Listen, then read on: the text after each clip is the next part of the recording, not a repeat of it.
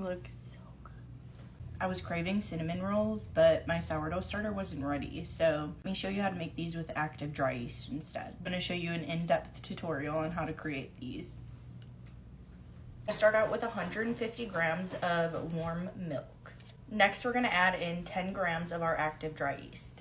Give this a good stir. You can see all those bubbles. That's how I know it's active, so I'm not going to let it bloom at all because I know it's active. Next, add in 50 grams of brown sugar, 6 grams of salt, next 1 egg, and give that a good mix until well combined. This next part is optional, but I do add about a teaspoon of vanilla. And then 75 grams of butter. It does not need to be room temperature, but it will be a little bit easier to knead into your dough if it is. Stir that. You will see some chunks of butter. That's completely fine because you will knead it in with your hands. And then 400 grams of bread flour. Give that a good mix until it's mostly combined.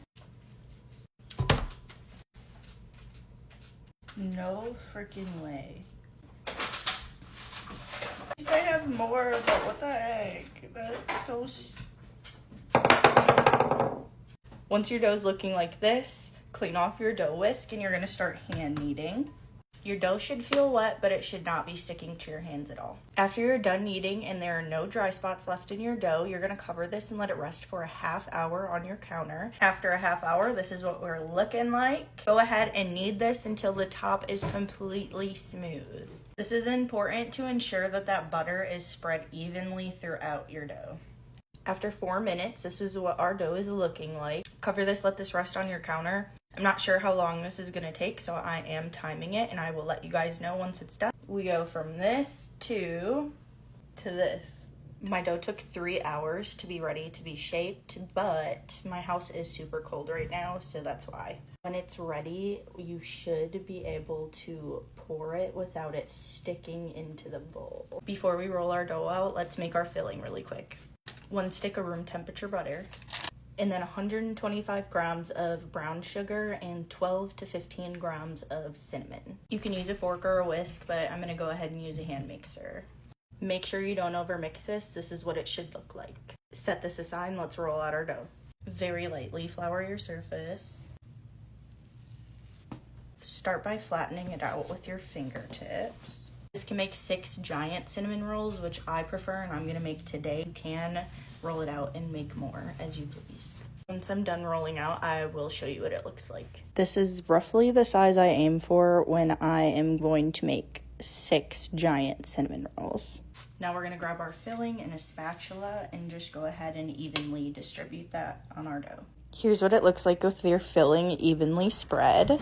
A trick for when making cinnamon rolls, dust a light layer of flour onto the filling. Once we let these rise a second time, they are going to get a little watery at the bottom, but that's completely fine because it's going to help with the moisture when they bake.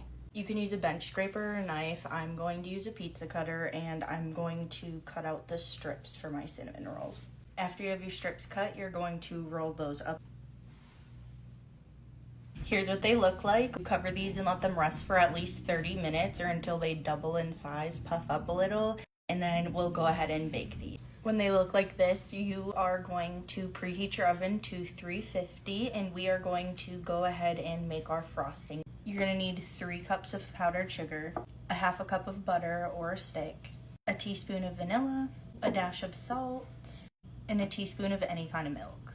Added my teaspoon of milk, teaspoon of vanilla. Pour in just about a cup of your powdered sugar and add a dash of salt. Put your stick of butter in. Take your hand mixer and just start beating that. It's going to start looking like this. Add more powdered sugar. This is what it should look like when it's done. If you want it thinner, add a little bit more milk. Scrape down the sides of your bowl and set this to the side. Your frosting is done. And bake these for about 30 minutes.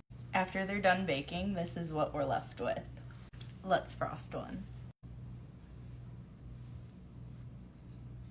Usually wait to frost them until they're cool, but I just couldn't wait. You have to try these.